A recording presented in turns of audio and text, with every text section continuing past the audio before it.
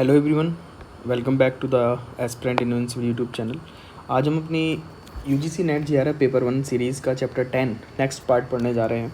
Start करने से पहले छोटी सी रिक्वेस्ट करूँगा, please do like share and subscribe the YouTube channel the Aspirant Invincible and join the Telegram channel this for more update and study material. Thank you so much. Let's begin together. आज हम पढ़ेंगे environmental education के बारे में। So first of all, what is environmental education? So what is environmental education? Simple education regarding environment. So it is a process where individual gets opportunity to explore the environmental issues and engage in the problem solving and take action to improve the environment.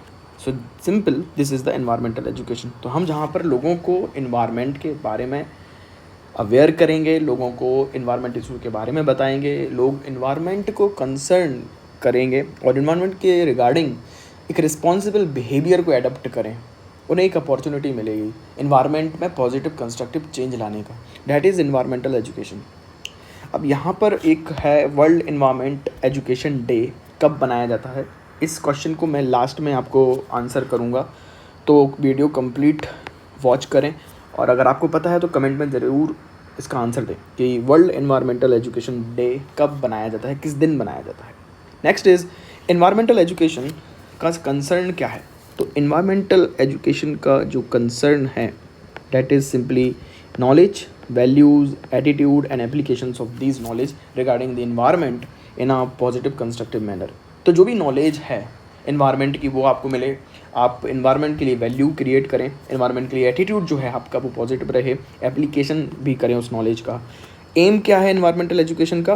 Responsible environmental behaviour develop करना, ताकि आप कहीं पर भी कचरा ना फेंकें, कहीं पर भी एक इमेच्योर बिहेवियर ना एडप्ट करें इन्वायरमेंट के रिगार्डिंग। फॉर एग्जांपल, अगर पानी टैप ऑन है, टैप चालू है, तो आप उसको बंद करें, फालतू में पानी नहीं बहाना है। एक छोटे छोटे इनिशिएटिव आप करें, स्टेप्स लें। अगर घर में लाइट जल रही है, वहाँ पे कोई यूज़ नहीं है, वहाँ पे कोई बैठा नहीं है, लाइट चालू है, पंखे चालू हैं, तो आप जाके बंद करें उन सब चीज़ों को। That is a responsible environmental behaviour. Simple. Next is component of environmental education. तो इन्वायरमेंटल एजुकेशन के कंपोनेंट क्या क्या होंगे और क्या क्या हैं? तो basically first is awareness and the sensitivity. पहला कंपोनेंट है, हमें इन्वायरमेंट के लिए अवेयरनेस और सेंसिटिविटी डेवलप करना है बाय इन्वायरमेंटल और इन्वायरमेंट पर प्रॉब्लम के रिगार्डिंग। तो awareness as well as sensitivity. Next is knowledge of environment and its issues. हमें इन्वायरमेंट और उसके इशू के रिगार्डिंग जितनी पॉसिबल हो सके उतनी नॉलेज लेना है और प्रोवाइड कराना है। Next is positive attitude. तो पॉजिटिव एटीट्यूड मतलब क्या है? Concern of environment. ऐसा नहीं आप नेगेटिव एक्सेप्ट कर लें एटीट्यूड इन्वायरमेंट के regarding. For example, you can ignore the global warming. अगर आपके पास में पैसे हैं, आपके पास में फैसिलिटीज़ हैं, तो आप पॉल्यूशन करते चले जाओ, आपको कोई कंसर्न नहीं है इन्वायरमेंट के रिगार्डिंग, आपको कोई लेना देना नहीं है।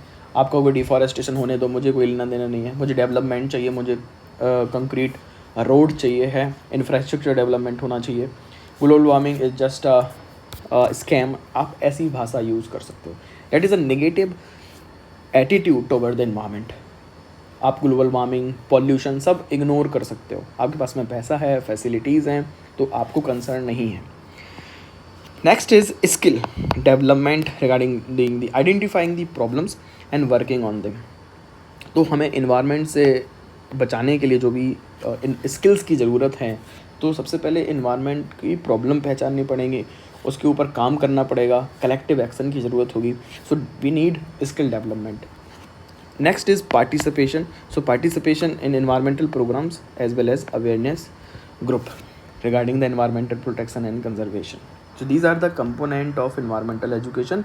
हमें अवेयरनेस जनरेट करनी है, सेंसिटाइज करना है, लोगों को नॉलेज देनी है, हमें उनका पॉजिटिव एटीट्यूड डेवलप करना है, स्किल डेवलप करनी है, पार्टिसिपेशन कराना है इन्वायरमेंटल प्रॉब्लम में और इन्वायरमेंटल प्रोग्राम्स और अवेयरनेस ग्रुप में। Simple. Next is there are some act and legislation in India regarding the environmental protection or environmental conservation. तो इन का आपसे आपके एग्ज़ाम में डायरेक्ट सीक्वेंस पूछ लिया जा सकता है कि क्रोनोलॉजी बताइए कब कौन सा एक्ट आया। तो first is environmental protection act 1972। Most important is wild life protection act 1972, sorry. तो वाइल्ड लाइफ प्रोटेक्शन एक्ट 1972 बहुत ही ज़्यादा इंपॉर्टेंट है। यूपीएससी में तो काफ़ी क्वेश्चन इससे डायरेक्ट आते हैं। आपके यूजीसी नेट जेआरएफ में भी एग्जाम्पल के लिए क्वेश्चन आ सकते हैं कि अभी इसमें रिसेंटली अमेंडमेंट हुआ था, तो इसमें शेड्यूल हैं, तो किस शेड्यूल में कौन से आते हैं। तो आप इसमें लगभग 4 शेड्यूल में डिवाइड किया गया है। फर्स्ट 2 वाइल्ड लाइफ प्रोटेक्शन के लिए है, और एक जो थर्ड है उसमें वर्मिन कैटेगरी रखी है, मतलब कुछ ऐसे एनिमल जिनका शिकार किया जा सकता है, जिनको मारा जा सकता है। और फोर्थ में है ऐसे प्लांट स्पीचीज़। तो फोर्थ शेड्यूल को याद रखें, यहाँ पे प्लांट के बारे में है, प्लांट और ट्रीज़ के बारे में फोर्थ शेड्यूल बात करता है वाइल्ड लाइफ प्रोटेक्शन एक्ट का, इतना याद जरूर रखें। Next is water prevention and control of pollution act 1974। तो 1974 में वाटर एक्ट आया to prevent the water pollution. Then comes the water prevention and control of pollution cess act 1977 में cess act आया है। It levy the cess charges over the industrial body which pollute water bodies, जो water pollution करती हैं ऐसी industries पर cess charge किस act के तहत लगता है, आपसे क्वेश्चन पूछ लिया जा सकता है। Next is forest conservation act of 1980। तो फॉरेस्ट कंजर्वेशन एक्ट आया 1980 का for the conservation of forest, very important act है forest conservation act of 1980। Then comes the air prevention and control of pollution of 1981 to curb the air pollution with the help of state board. It is also amended in 1987. Air Act 1981. Then comes Environment Protection Act 1986. Environment Protection Act 1986 under the Article 253 of the Constitution. ये question आपसे पूछ लिया जा सकता है कि environment protection act किस article के तहत आया है, साथ ही साथ हमारे कॉन्स्टिट्यूशन में कौन से पार्ट, जैसे for example fundamental right, DPSP, fundamental duties, इनमें से कौन से एग्जांपल प्रीएम्बल भी, कौन से हिस्से, कौन से पार्ट हमारे कॉन्स्टिट्यूशन के इन्वायरमेंट कंजर्वेशन की बात करते हैं। तो ऐसे क्वेश्चन भी आपसे पूछ लिए जा सकते हैं। जो इन्वायरमेंट प्रोटेक्शन एक्ट आया था वो भोपाल गैस ट्रेजेडी के बाद में आया था, इसलिए भी ये बहुत ज़्यादा इम्पोर्टेंट है और डायरेक्ट आपके क्वेश्चन आ सकता है एग्ज़ाम में कि भोपाल गैस ट्रेजेडी के बाद में इनमें से कौन सा एक्ट पास हुआ था। तो it was environment protection act 1986, simple. Next is coastal regulation zone CRZ act 1991, जो रिसेंटली अमेंडमेंट हुआ था। तो कोस्टल रेगुलेशन जोन सिंपल क्या है, कोस्टल एरियाज़ है, जो तटीय इलाके हैं, समुद्र से लगे हुए इलाके हैं या फिर वाटर बॉडी से रिलेटेड नियर बाय एरियाज़ हैं, वहाँ पर कोई भी ऐसी एक्टिविटी नहीं होनी चाहिए जिससे उस वाटर बॉडी को हार्मफुल इफ़ेक्ट हो, पॉल्यूशन ना हो, वाटर पॉल्यूशन ना हो, नॉइज़ पॉल्यूशन ना हो, एक्सेट्रा। तो यहाँ पर ह्यूमन और इंडस्ट्रियल एक्टिविटीज़ को रिस्ट्रिक्ट किया गया है कोस्टल एरियाज़ में। किस एक्ट के तहत? Coastal regulation zone act 1991। Then comes ozone depleting substance regulation and rules 2000 में ओजोन डेप्लीटिंग सब्सटेंस एक्ट आया। मॉन्ट्रियल प्रोटोकॉल के बेसिस पर ओजोन डेप्लीटिंग सब्सटेंस को हम रेगुलेट करेंगे, ऐसे सब्सटेंस जो ओजोन को हार्म करते हैं। सिंपल है। नेक्स्ट इज़ हाइड्रोक्लोरोफ्लोरोकार्बन SCFC और भी हैं। Energy conservation act 2001। Energy conservation act 2001 कहता है एफिशिएंट यूज़ ऑफ एनर्जी कैसे किया जाए, इस पर फोकस करता है energy conservation act of 2001। Then comes the biodiversity act of 2002। Biodiversity act है जो 2002 का, वो फोकस करता है implementation of provision and to protect the genetic resources from unlawful uses. तो बायोडाइवर्सिटी एक्ट ऑफ 2002 सिंपल आपको मैं समझाऊँ कि जो प्लांट रिसोर्सेज हैं, कुछ जड़ी बूटियाँ हैं जंगल में, कुछ ऐसे प्लांट हैं जिसका तस्करी की जाती है ना, ब्लैक मार्केटिंग में सेल किया जाता है। सेम एनिमल्स के साथ में भी ऐसा होता है। तो इसको बचाने के लिए बायोडाइवर्सिटी एक्ट 2002 लाया गया था।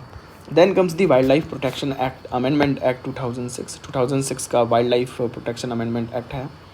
तो वाइल्ड लाइफ प्रोटेक्शन में 2006 में अमेंडमेंट हुआ, वही वाइल्ड लाइफ प्रोटेक्शन एक्ट है जो 1972 में आया था।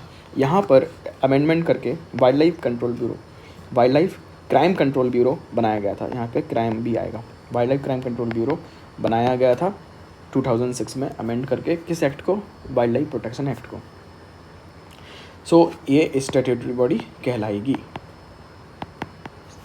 Next is the national green tribunal act 2010, NGT को बनाया गया। एनजीटी आपने सुना होगा, नेशनल ग्रीन ट्रिब्यूनल। इसका काम क्या है? जो इन्वायरमेंटल डैमेज से रिलेटेड डिस्प्यूट्स हैं उनको टाइमली डिस्पोज करना एनजीटी का काम रहता है, और इन्वायरमेंटल पॉल्यूशन को, इन्वायरमेंटल कंजर्वेशन को प्रमोट करना और डिस्प्यूट्स को रिजॉल्व करना। Then comes the wetland conservation and management rules 2010। तो वेटलैंड कंजर्वेशन के लिए हमने रामसार कन्वेंशन पढ़ी है, नहीं पढ़ी है तो हम पढ़ेंगे ज़रूर। रामसार कन्वेंशन के तहत वेटलैंड कंजर्वेशन एक्ट रूल्स आए 2010 के, to prohibit the range of activities in the wetland areas. बहुत सारी एक्टिविटीज़ को यहाँ पर मना कर दिया गया कि आप वेटलैंड एरिया में नहीं कर सकते हो, for the protection of wetland. Then comes the E waste management handling rules 2011। तो E waste management and handling rules 2011 में आया है। यहाँ पर एक कॉन्सेप्ट आया था प्रोड्यूसर्स लाइबिलिटी का। तो जो प्रोड्यूसर्स हैं, किसी भी प्रोडक्ट का जो प्रोड्यूसर है उसकी लाइबिलिटी रहेगी उस प्रोडक्ट के वेस्ट को रिसाइकिल करने का और कलेक्ट करने का। Ministry of environment, forest, climate change के तहत ई वेस्ट मैनेजमेंट रूल्स 2011 आया था। आपके एग्ज़ाम में मिनिस्ट्री भी पूछी जा सकती है। फैक्चुअल नॉलेज बहुत ज़्यादा आती है यूजीसी नेट जेआरएफ के एग्ज़ाम में। Next is noise pollution regulation and control rules 2010। It limit and control the noise pollution with prescribing the standard level in various zone, industrial zone, residential zone, green zone, इस तरीके से school activity और academic zone. तो noise pollution regulation and control rules हमारे पास में है 2010 के। Then comes the national policy in biofuels 2018। तो नेशनल पॉलिसी आई है बायोफ्यूल्स के लिए 2018 में, for making clearer environment. Government of India 2009 में इसको लॉन्च किया था। Ministry of new and renewable energy के तहत इसके अंदर ये आया था, national policy on biofuels 2018। Then comes the environmental project act. Environmental project जो हैं गवर्नमेंट ऑफ इंडिया ने लॉन्च किए हैं, बहुत ही ज़्यादा इम्पोर्टेंट टॉपिक है। आपके एग्ज़ाम में डायरेक्ट क्वेश्चन यहाँ से आ सकते हैं। क्रोनोलॉजी पूछ सकती है, या फिर प्रोजेक्ट टाइगर किस साल में लॉन्च हुआ था ये पूछ लिया जाता है, या फिर प्रोजेक्ट सी टाइटल पहले आया था, या फिर प्रोजेक्ट एलिफेंट पहले आया था। इस तरीके से एग्ज़ाम में क्वेश्चन आएंगे। तो याद रखिए, फर्स्ट है project tiger. Project tiger very important, very important project है जो 1973 में लॉन्च हुआ था 1 अप्रैल को। तो आपसे डेट भी पूछी जा सकती है, 1 अप्रैल, 2 अप्रैल, 3 अप्रैल, 4 अप्रैल। तो 1 अप्रैल 1973 प्रोजेक्ट टाइगर इसमें लॉन्च हुआ था। Next is project elephant. Project elephant आया था फेब में 1992 में। नेक्स्ट प्रोजेक्ट स्नो लेपर्ड आया है 2009 में। प्रोजेक्ट सी टर्टल आया है 1999 में। Then comes the project one horn rhinos vision 2020 in the year of 2005। तो project one horn rhinoceros vision 2005 में लॉन्च हुआ था। देन प्रोजेक्ट क्रोकोडाइल कब आया था? प्रोजेक्ट क्रोकोडाइल 1975 में आया था। प्रोजेक्ट हंगुल 1970 में। प्रोजेक्ट गेंजिस रिवर डॉल्फिन 2019 में अप्रूव हुआ है। तो इन सभी प्रोजेक्ट को याद रखना है, इनकी क्रोनोलॉजी याद रखनी है। आपके एग्ज़ाम में डायरेक्ट क्वेश्चन आ सकता है। यूपीएससी में भी क्वेश्चन आ चुके हैं और आपके एग्ज़ाम में भी क्वेश्चन आ चुके हैं इन प्रोजेक्ट से related. Then some important principles of environment are there. For example polluters pay principle एक वेरी फेमस कॉन्सेप्ट है। पॉल्यूटर्स पे प्रिंसिपल सिंपल कहता है, it is based on common sense that one who pollute should pay for it. Simple, जो pollution करेगा उसको पे करना चाहिए, क्लीनिंग अप के लिए या फिर हेल्थ कॉस्ट के लिए। सिंपल आ गया समझ में? जो पॉल्यूट करेगा एनवायरनमेंट को वो उसके लिए पे करेगा। नेक्स्ट इज़ द यूज़र पे प्रिंसिपल। ये अपोजिट है पॉल्यूटर पे प्रिंसिपल का। ये कैपिटलिस्ट आइडिया है जो कहता है जो कंज्यूमर हैं, जो कंज्यूमर्स हैं, जो इसको यूज़ करते हैं, उन्हें पे करना चाहिए फुल कॉस्ट इन्वायरमेंट डिग्रेडेशन की, नेचुरल रिसोर्सेज की भी।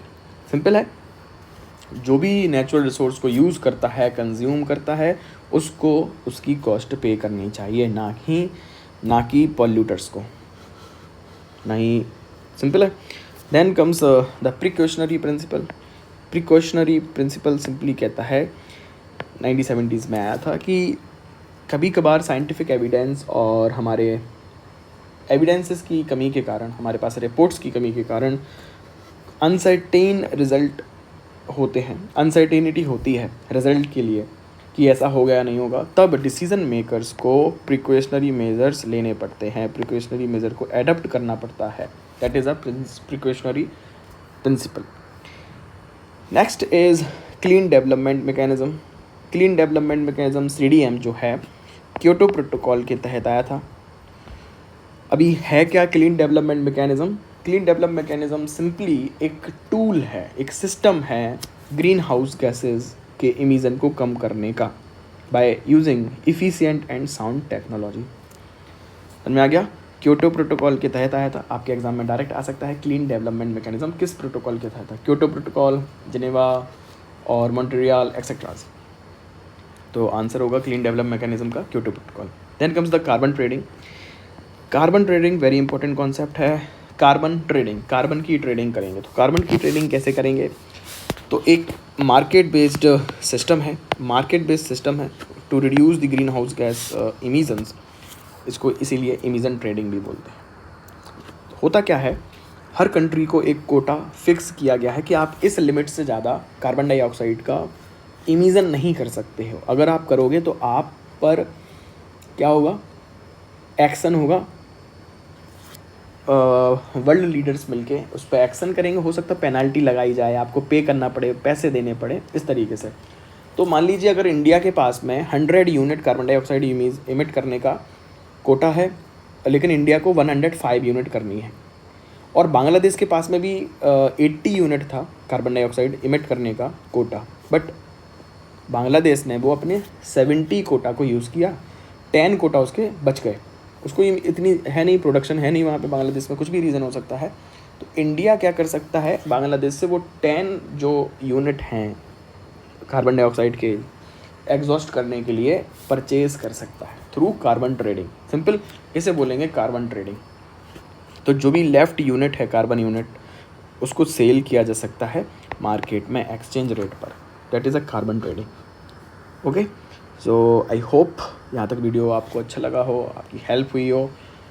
Please do like, share and subscribe the Aspirant Invincible YouTube channel to show your support for my effort, and join the Telegram channel for PDF and study material. Thank you so much. Take care. Love you all.